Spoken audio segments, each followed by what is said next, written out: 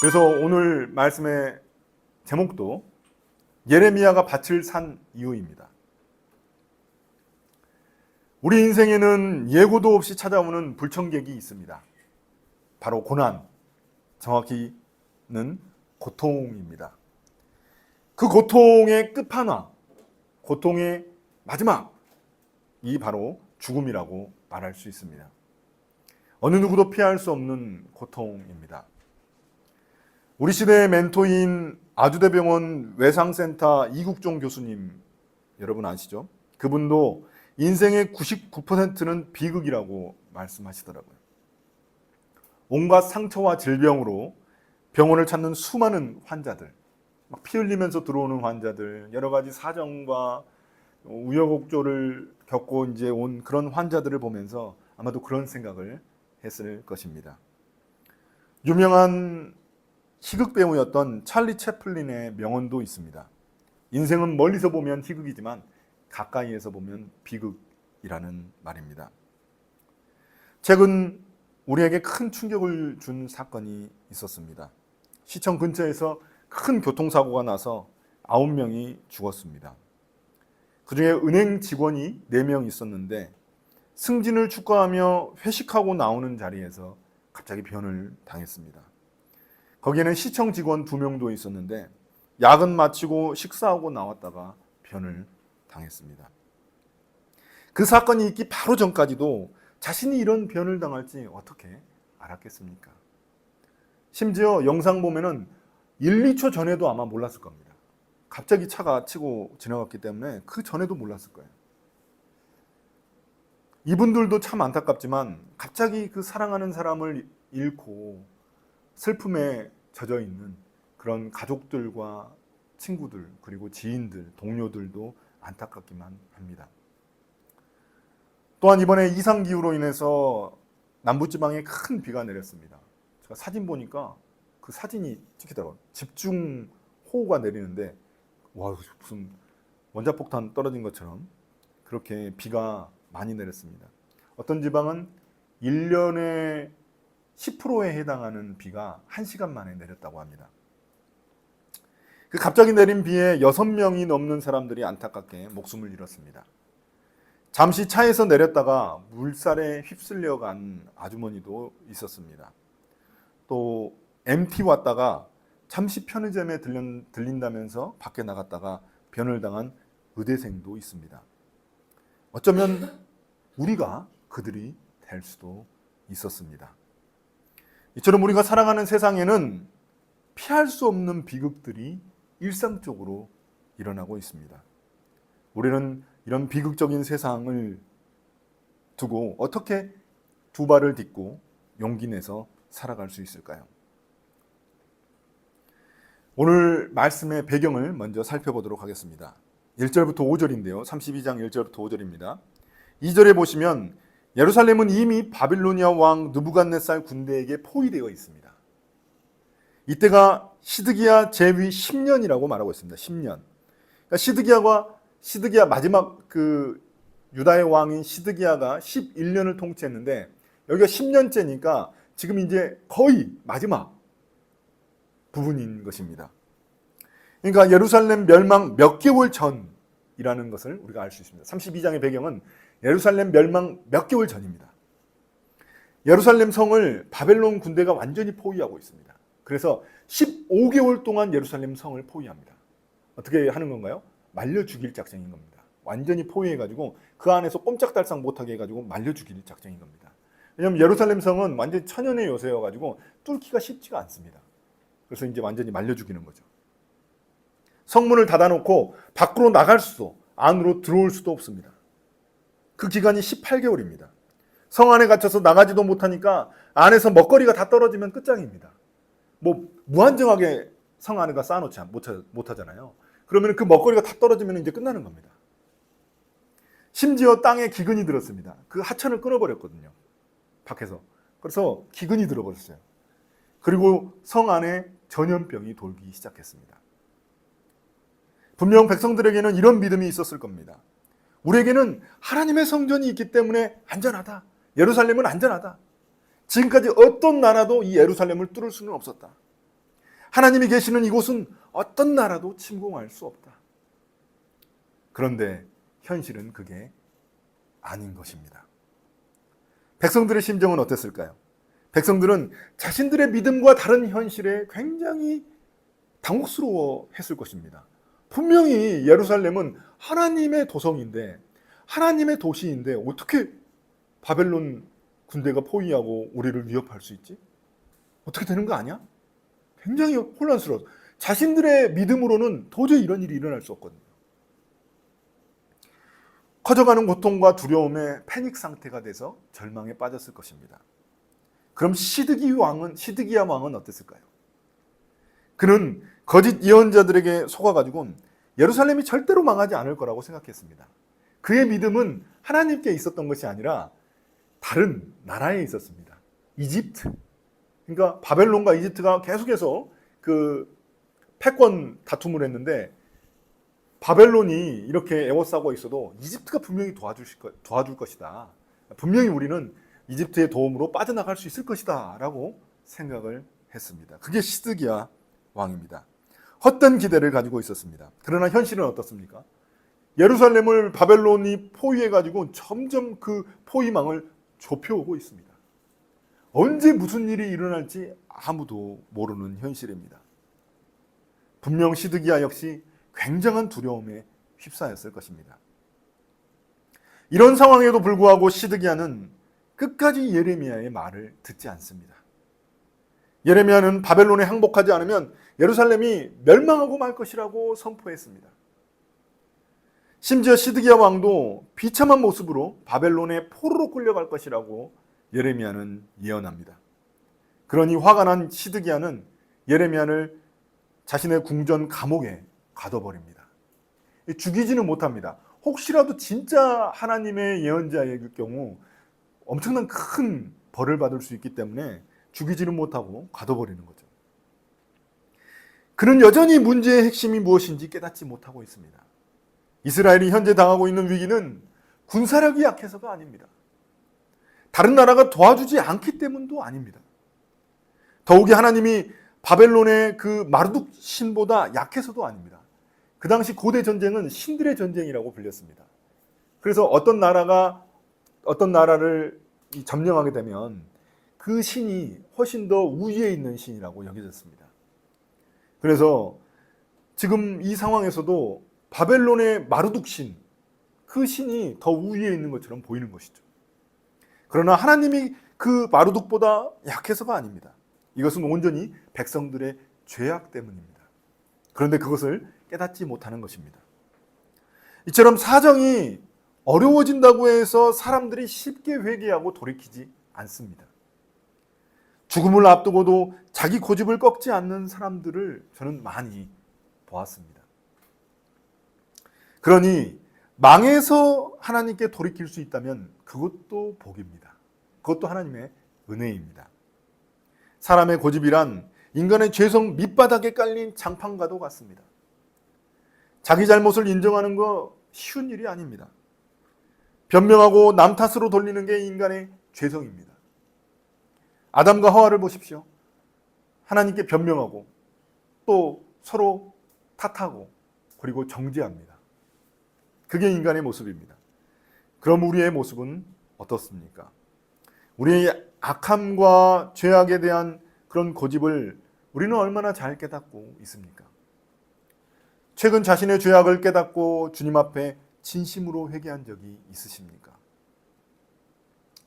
이 금쪽 같은 내 새끼를 제가 잘 보는데 거기 보니까 최근 에피소드에 그 아이가 계속 도둑질을 하는 거예요. 도벽이 있는 겁니다. 그래서 부모가 매번 그냥 배상만 해줬었어요. 그러다가 이번에는 아이에게 직접 그 훔친 그 주인에게 사과하게 만듭니다. 그런데 그렇게 한다고 해서 아이가 자기 마음으로 진실되게 사과한 게 아니죠. 이게 아이가 쉽게 변하지 않습니다. 혹시 우리가 하는 그런 회개도 이런 아이처럼 모양만 내고 있는 것은 아닌지 다시 한 번 더 돌이켜보게 됩니다. 계속해서 죄를 방치하게 되면 죄에도 내성이 생기게 됩니다. 점점 우리가 죄에 대해서 무감각해지고 무뎌지게 됩니다. 그래서 죄가 우리의 습관이 되는 것이죠. 그때는 이제 굉장히 돌이키기 힘이 듭니다. 우리가 날마다 하나님의 말씀을 통해 우리의 영혼을 비춰봐야 하는 이유가 그것에 있는 것입니다. 이제 이런 위기 상황에서 예레미야에게 하나님의 말씀이 임합니다. 하나님은 예레미야에게 특이한 상징 행동을 요구합니다. 이 상징 행동이라는 것은 하나님이 예언자의 그 메시지로 전하는 것이 아니라 행동을 통해서, 특이한 행동을 통해서 그 메시지를 전달하는 방법입니다. 6절입니다. 하나님은 예레미야에게 아나돗의 밭을 사라고 말씀하십니다. 아나돗은 예레미야의 고향으로 예루살렘 근처 한 5km 정도 떨어진 그런 땅입니다. 그곳을 지금 사라는 겁니다. 하나님이. 고엘 제도라는 것이 있는데, 이 이스라엘에는 고엘 제도라는 것이 있는데 그 제도에 따라서 밭을 사라는 것입니다. 이 고엘 제도가 뭐냐면 일종의 공동체를 위한 복지 제도입니다. 가족이나 친척 중에 누군가가 어려움에 처하면 적극적으로 도와주는 겁니다. 여러 가지 형태가 있는데 뭐 복수도 대신 해주고 뭐 그런 것들도 있는데, 그 중에 하나가 뭐냐면 땅에 대한 것이 있습니다. 성경에서 땅은 모두 다 하나님의 소유입니다. 인간의 소유가 아니에요. 땅은 하나님의 소유입니다. 약속의 땅 특별히. 그래서 유대인들은 아무리 자신의 소유의 땅을 가지고 있을지라도 그 땅을 함부로 사거나 팔 수 없습니다. 그런데 만약 친척 중에 가난에 찌들려서 땅을 팔아야 될, 땅을 빼앗기게 될 그런 경우가 생길 수 있습니다. 그럴 때 친척 중에 다른 어떤 친척이 나타나가지고 그 땅을 대신 사줘야 됩니다. 그것이 바로 이제 고엘 제도라는 것입니다. 고엘 제도. 기업을 무르다 이런 뜻인데요. 아무튼 이런 제도가 있습니다. 한마디로 말해서 친척의 어려움을 다른 친척 중 누군가가 구제해 주는 겁니다. 룻기에서 여러분 보아스 아시죠? 이 보아스가 딱 이 고엘 제도의 그 사람입니다. 친척입니다. 보아스가 이 나오미를 이렇게 구해준 것처럼 어려운 친척의 구원자가 되어주는 것입니다. 하나님은 이 명령을 예레미야에게 하십니다. 문제는 예레미야가 이 땅을 사야 될 이유가 전혀 없다는 것입니다. 하나님은 예레미야에게 결혼하지 못하도록 말씀하셨습니다. 예레미야에게 결혼도 하지 말라고 하셨어요. 장례식도 가지 말라고 하셨어요. 그래가지고 친척들하고 다 척을 졌어요. 이런 상황에서 자식도 없습니다. 예레미야가 지금 아나돗의 이 밭을 사야 될 이유가 전혀 없어요. 자기에겐 후손이 없기 때문에 물려줄 후손이 없는 거죠. 그런데도 불구하고 하나님은 예레미야에게 이 밭을 사라고 하는 겁니다. 심지어 지금 예레미야는 70년 동안 이스라엘 백성들이 돌아오지 못한다는 사실도 알고 있습니다. 그들은 돌아오지도 못해요. 돌아오지 못할 땅을 지금 사야 될 이유가 어디 있겠습니까? 이 많은 돈을 들여서 사야 될 이유가 없는 겁니다.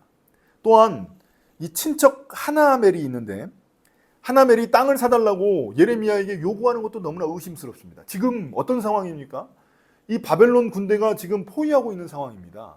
아나돗 땅도 바벨론 군대가 지금 차지하고 있는 땅이에요. 근데 그 땅을 왜 팝니까? 예레미야에게. 자기는 그 땅 팔아가지고 돈 챙겨가지고 도망가려는 그런 속셈 아닙니까? 의심할 수 있는 거죠. 그런데도 하나님은 이런 요구를 들어주라고 말씀하십니다. 예레미야는 예레미야는 지금 감옥에 있습니다. 감옥에서 많은 증인들을 앞에 두고 이 땅 매매 계약서를 이제 작성합니다. 이게 바로 하나님이 예레미야에게 말씀하신 상징 행동이에요. 그리고 매매 계약서를 옹기 그릇에 담아가지고 잘 보관합니다. 사람들이 보기에 어땠을까요? 예레미야의 행동이 굉장히 어리석어 보였을 겁니다. 속으로 예레미야의 행동을 굉장히 비웃었을 겁니다. 자기가 예루살렘의 그 멸망을 예언했습니다. 예레미야가 예루살렘의 멸망을 예언했어요. 그런데 이제 땅을 산다는 게 이게 앞뒤가 안 맞는 겁니다. 멸망을 예언해가지고 진짜 멸망을 지금 향해 가고 있고, 지금 심판받을 거의 일촉즉발의 상황인데 본인이 근데 땅을 사요? 그 이해가 안 가는 거죠. 비합리적인 행동인 것이죠. 나라가 망하는 마당에 어떻게든 땅을 팔아서 이득을 얻어야지 땅을 사는 경우가 어디 있겠습니까? 기업이 망할 거 뻔히 알면서 주식을 팔지 않고 사는 어리석은 사람이 어디 있겠습니까? 그럼 하나님은 왜 이런 이상한 명령을 하신 것일까요? 이런 상징의 행동을 통해 하나님이 하시려는 말씀은 무엇일까요? 그것은 하나님의 회복과 구원을 말씀하시려는 것입니다. 지금은 심판할 수밖에 없지만 나중에 하나님이 다시 구원해 주시겠다는 그 메시지를 전달하려고 하시는 것입니다. 빼앗겼던 예루살렘 땅을 다시 찾아주시겠다는 그런 하나님의 약속입니다. 마치 고엘 제도에서 예레미야가 그 친척의 땅을 사준 것처럼, 그가 그래서 그 친척의 구원자가 된 것처럼 하나님이 예루살렘의 구원자가 되어주시겠다는 그런 약속입니다. 그러나 예레미야 역시 이런 하나님의 명령을 제대로 이해하지 못합니다. 지금은 심판의 때인데 구원을 이야기하라니까 도저히 이해할 수가 없는 겁니다. 심판이 다 끝나고 난 후에 구원을 얘기하라면은 어느 정도 말이 맞을 수 있는데 지금 심판도 아직 안 됐어요. 끝나지도 않았어요. 지금 심판 중이에요. 그런데 구원을 이야기한다는 게 굉장히 이해가 안 되는 거죠. 예레미야 입장에서도. 예레미야가 어떤 사람입니까? 거짓 예언자들이 다 구원을 이야기할 때 혼자 심판을 외쳤던 사람입니다. 그런데 이제 심판받고 있으니까 구원을 이야기합니다. 순종을 하긴 하지만 이해할 수 없는 하나님의 이 명령에 예레미야는 기도합니다. 우리가 신앙생활에서 기도하고 순종할 때도 있고 순종 먼저 하고 기도해야 할 때도 있습니다. 어떤 차이가 있나요? 기도하고 순종해야 될 것들은 하나님의 뜻을 잘 모를 때는 먼저 기도부터 해야죠. 그리고 이제 순종하는 거죠. 그러나 하나님의 뜻이 분명할 때에는 먼저 순종하고 기도하는 경우도 있습니다. 왜냐하면 아직 그 말씀을, 하나님의 말씀은 아는데 그것을, 그 의도를 정확하게 이해할 수 없을 경우에는 이제는 기도해야 되는 것이죠. 지금 예레미야도 기도를 통해 그 하나님의 의도를 깨닫고자 합니다. 그게 16절부터 25절입니다. 예레미야는 그의 기도에서 먼저 하나님의 능력과 성품을 찬양합니다. 하늘과 땅을 지으신 하나님은 못하실 일이 없으시다고 선포합니다.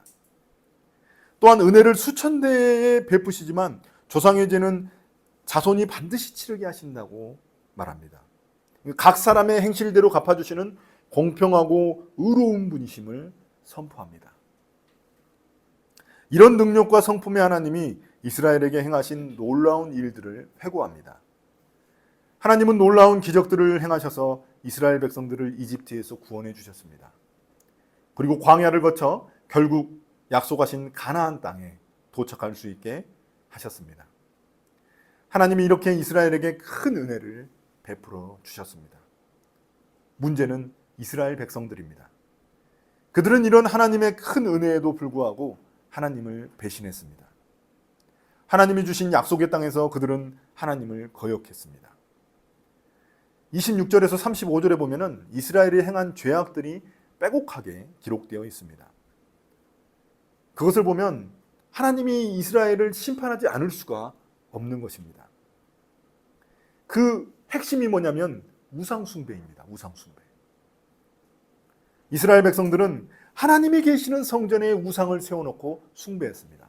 이게 몰래 숭배한 게 아닙니다. 성전에다가 하나님께 제사도 드리면서 그 옆에 우상도 함께 섬긴 것입니다. 대놓고. 그리고 또한 자기 자식을 제물로 불태워서 몰렉신에게 바치는 기이한 일을, 가증스러운 일을 행했습니다. 여러분 이해가 안 되잖아요. 어떻게 자기가 가장 소중한 자식을 어떻게 바칠 수가 있냐. 불에 태우는 그런 거를 할 수가 있느냐. 그런데 놀랍게도 가장 소중하기 때문에 그렇게 한 겁니다. 신을 기쁘게 하기 위해서. 이거 하나님이 제일 싫어하시는, 가증스럽게 여기는 일이거든요. 그래서 예언자들을 통해서 하나님이 수없이 경고했지만 그들은 듣지 않았습니다. 그래서 하나님의 심판은 어쩔 수 없는 일인 것입니다. 피할 수 없는 길인 것입니다. 그럼 이러한 기도를 하는 예레미야의 마음은 어떨까요? 그래. 우리는 좀 심판 좀 받아봐야 돼. 혼 좀 나봐야 돼, 우리는. 그래야지 이제 정신 차리지. 혼 좀 나야 돼. 우리는 멸망해야 돼. 이렇게 생각했을까요? 아닙니다. 예레미야는 나라가 멸망할 위기 앞에서 그 어느 누구보다도 고통스러워하고 슬퍼합니다. 백성들의 죄악 때문에 일어난 일인 줄 알고 있습니다. 그리고 하나님의 공의로운 심판인지도 알고 있습니다.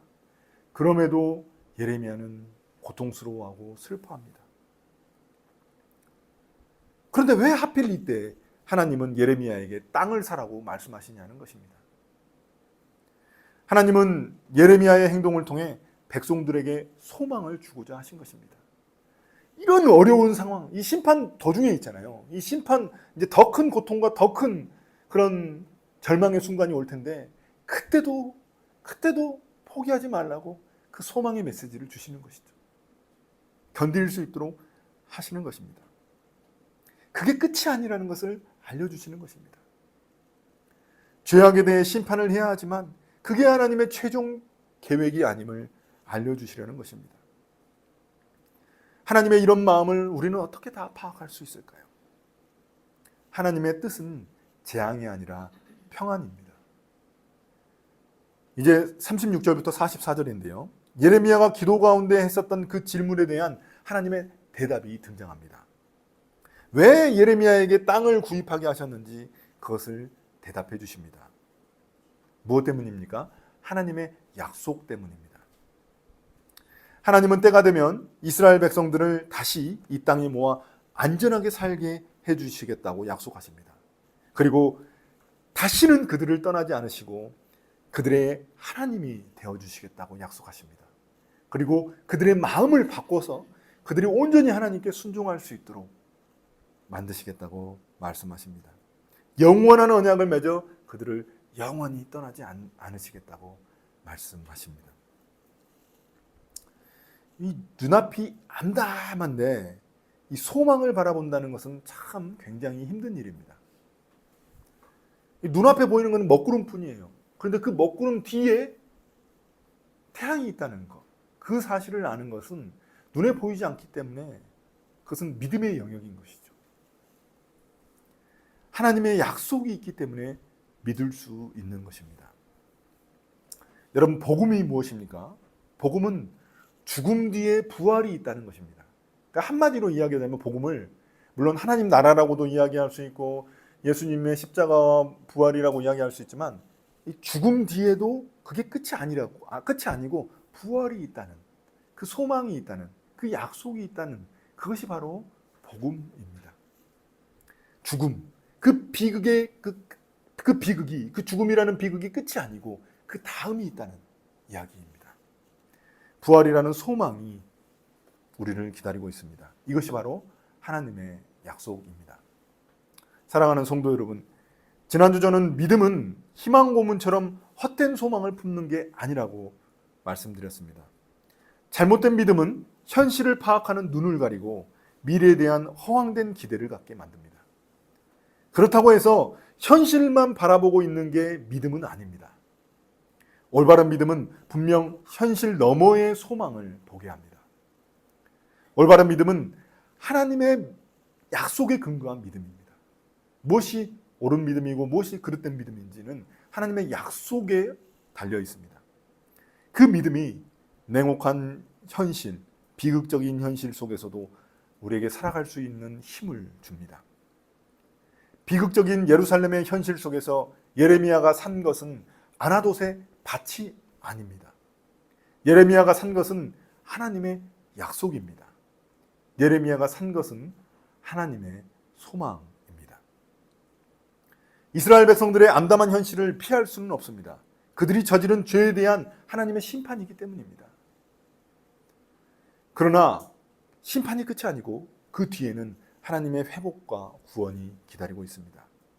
왜냐? 하나님은 이스라엘 백성들을 포기하지 않고 사랑하시고 영원히 사랑하시기 때문입니다. 우리의 현실도 비극이 다반사입니다. 그 비극의 주인공이 내가 아니라는 법이 없습니다. 두려움과 불안 속에 살아갈 수밖에 없는 환경입니다. 그러나 우리에게는 주님이 주신 약속이 있습니다. 비극과 절망의 먹구름 너머에 소망이라는 태양이 있습니다. 예수님이 십자가에서 죽으시고 부활하신 이유는 그 믿음이 우리에게 있다는 것을 알려주시기 위해서입니다. 죽음이라는 비극이 끝이 아니라는 것을 우리에게 알려주시기 위해서입니다. 그래서 복음이 우리에게 소망인 것입니다. 우리에게도 예레미야처럼 한 조각 땅을 사는 믿음의 순종이 필요합니다. 그 한 조각이 하나님 나라의 겨자씨가 되기 때문입니다. 절망의 시대에 하나님이 우리 교회에 요구하시는 그 믿음의 순종은 무엇일까요? 이 절망의 시대에 하나님이 내게 요구하시는 믿음의 순종은 무엇일까요? 절망과 비극에 빠진 사람들에게 구원과 부활의 소망을 줄 수 있는 저와 여러분이 되시기를 간절히 축복합니다. 아멘.